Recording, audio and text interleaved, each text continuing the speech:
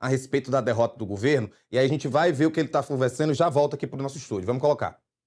Recuperar o seu prestígio e parar de se meter em confusão, parar de se meter com o empresário, familiares fazendo contratos. Isso tudo, infelizmente, está impactando diretamente a imagem da nossa Suprema Corte, que nós respeitamos e queremos que eles se deem o respeito.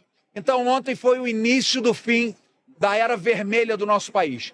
Jorge Messias derrotado, mas quem foi derrotado foi o governo Lula, seus ministros, seus deputados, seus senadores. E hoje, mais uma resposta do parlamento, dizendo sim à dosimetria, sim à justiça, ainda que parcial. Vocês sabem que nós lutamos pela anistia ampla, geral e restrita, que virá em 1º de janeiro de 2027, com o nosso pré-candidato Flávio Bolsonaro eleito, se Deus quiser, com a ajuda de cada um dos brasileiros. Muito obrigado. Olha, Thaí, você acabou de falar a respeito de que alguns bolsonaristas iriam insistir no discurso da anistia ampla, geral e restrita. Tá aí o Jorge Seif falando também. O Baumgarten também vai falar agora, já estamos com ele na tela. Pode colocar então, pessoal. E nós da oposição estamos muito satisfeitos com o resultado, tanto na Câmara como no Senado. Na Câmara, um resultado de 318 votos a favor da derrubada do veto, maior do que um placar de emenda constitucional, demonstrando uma ampla maioria. E agora a gente vai precisar continuar trabalhando, porque a gente vê que o governo Lula não tem o interesse de fazer a publicação na velocidade que deve fazer, pelo menos isso a gente já tem ouvido de bastidor. A gente sabe que vai ter, inclusive, muita discussão depois no próprio Poder Judiciário, mas uma convicção a gente tem. Essas famílias que estavam, inclusive, acompanhando aqui com ansiedade essa votação, saem com um sentimento de que o Congresso Nacional está fazendo sua parte. Afinal de contas, a anistia cabe ao Congresso Nacional.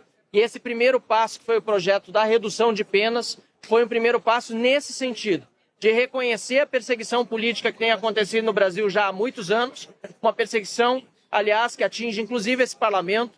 Essa semana mesmo, vários parlamentares, eu também, fomos denunciados ou viramos réus do Supremo por utilização de palavras na tribuna ou em posts nas redes sociais. E esse tipo de perseguição não se tolera numa democracia e nós vamos continuar trabalhando contra esse tipo de arbitrariedade. Felizmente, ontem foi um grande dia no Senado da República.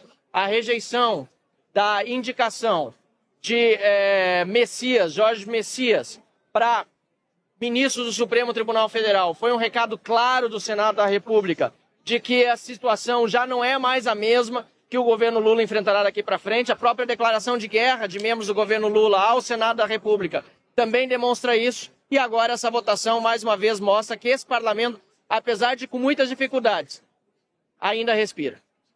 Não sei se eu... Sobre Vitória, você atribui ao quê? Derrubei o Vitória, uma atividade também. Foram vários fatores. Nós tivemos tanta pressão dos familiares e nós temos feito isso há muito tempo. Houve, inclusive, é bom lembrar, uma ocupação da mesa dos trabalhos aqui da Câmara dos Deputados na metade do ano passado para exigir que aquilo que havia sido combinado fosse pautado, que era o projeto da anistia. Havia uma palavra do presidente da Câmara, Hugo Mota, de que isso aconteceria, mas ela não vinha sendo colocada em prática, inclusive por interferência do Supremo Tribunal Federal. Então é importante dizer que essa vitória de hoje é apesar de todas as pressões para que nós não avançássemos com esse tema, que é um tema constitucionalmente do Parlamento. E é claro que houve também uma articulação muito forte da oposição. Senadores fizeram um pedido com mais de 30 assinaturas, 33 assinaturas, solicitando que fosse feita essa sessão aqui com esta pauta, para que nós pudéssemos, agora, na volta do recesso parlamentar, dar essa resposta à sociedade brasileira. E o resultado está aí. Fora a esquerda, o PT, que orientou contra essa redução de penas, nós vimos que o apoio foi majoritário, amplamente favorável, e o Brasil pode começar a virar uma página nesse momento, que certamente será concluída no processo eleitoral desse ano. Afinal de contas, as pesquisas todas já estão demonstrando tanto a fragilidade do governo Lula como a preferência do eleitorado brasileiro por candidaturas alternativas.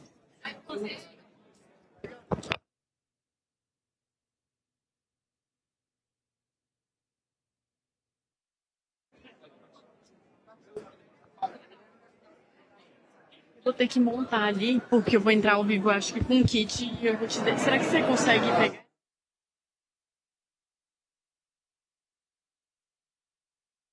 que eles querem que a gente pegue os quebra-queixos.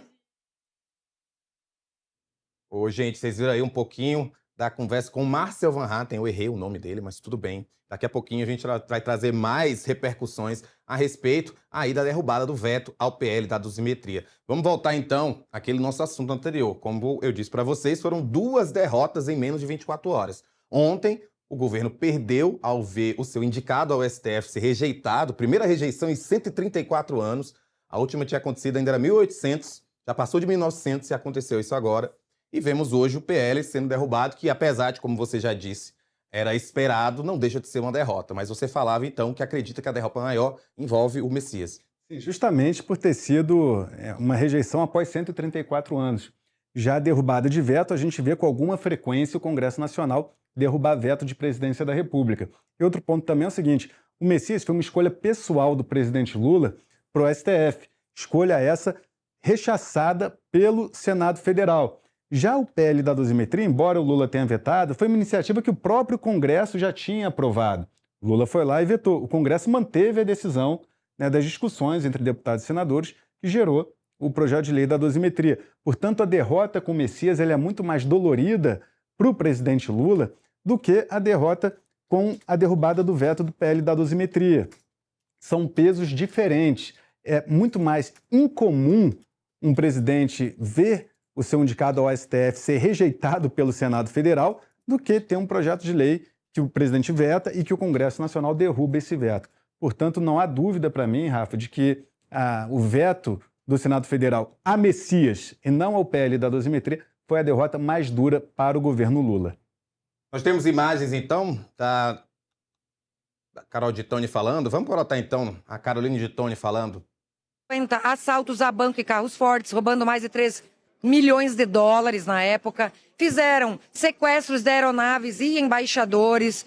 Fizeram 150 assassinatos, sequestros, assaltos à bomba, ou seja, crimes reais. E todos eles foram anistiados. Então é uma grande hipocrisia da esquerda hoje negar a anistia para velhinhas com bíblias na mão, que estavam sem armas, que não cometeram nenhum golpe de Estado, enquanto que os próprios líderes de esquerda, ao contrário, admitiram, e um deles é o Gabeira, que na época eles sim queriam dar um golpe de Estado e tornar o Brasil não mais uma democracia, mas um regime esquerdista à la Cuba, à la Venezuela. Então foi uma grande vitória da justiça no dia de hoje.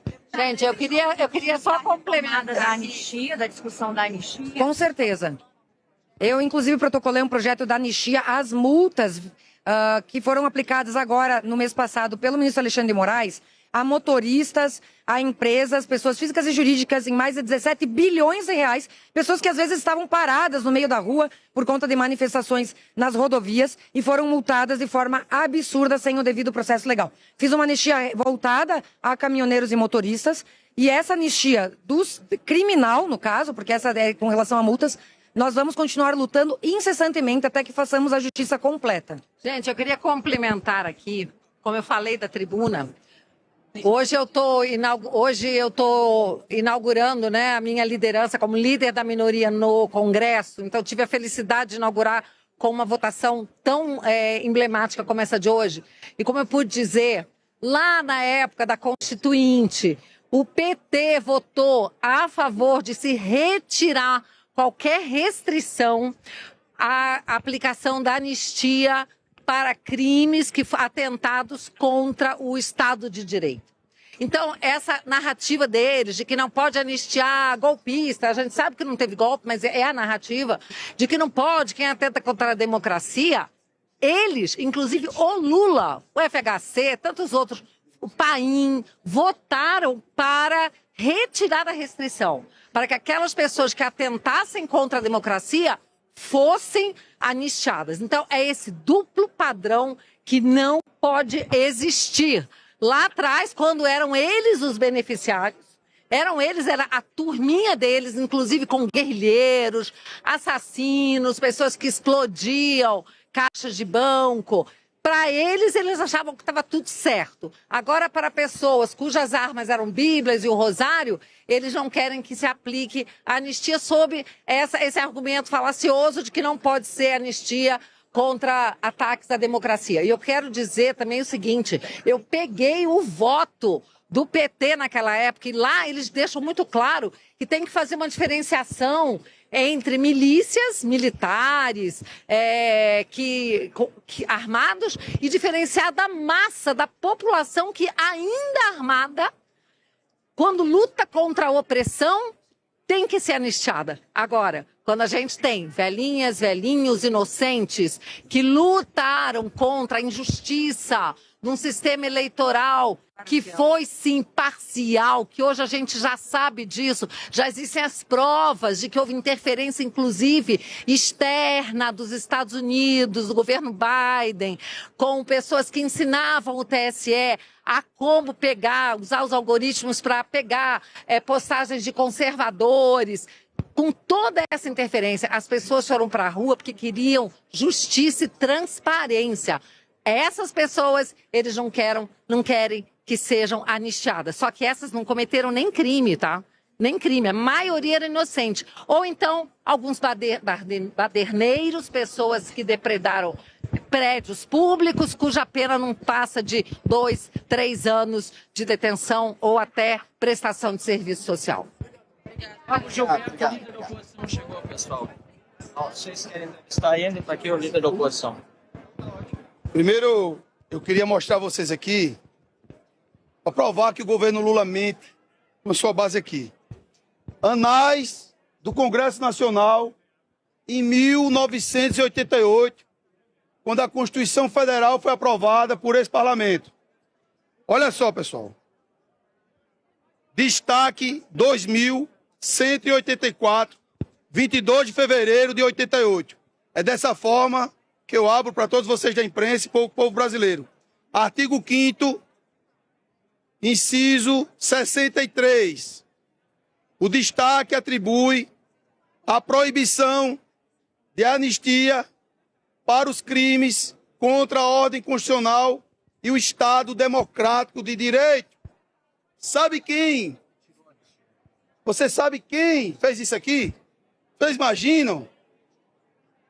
Vocês imaginam? O senhor descondenado Lula, o primeiro aqui da linha. Ele que encabeçou isso aqui em 1988. E agora vem falar contra a anistia. Olha como é fácil debater com os petistas e o governo Lula aqui no plenário do Congresso Nacional. Eu, como líder da oposição, a gente tem que se preparar para ganhar nos debates. Quem votou contra a Constituição? PT. Quem votou contra o Plano Real? PT. Quem votou contra a Lei de Responsabilidade Fiscal? PT. Quem votou contra a regra de teto de gastos? O PT. Ou seja, o PT e o governo Lula votam tudo o que é a favor do Brasil. E o pior, eles que fazem ataque, ou melhor, contra o Brasil. Tudo que eles falam aqui não se escreve. Olha, perderam no voto ontem, lá no Senado Federal. O que foi que eles alegaram? Golpe. E por que quando aprovaram Flávio Dino e Zanin não foi golpe?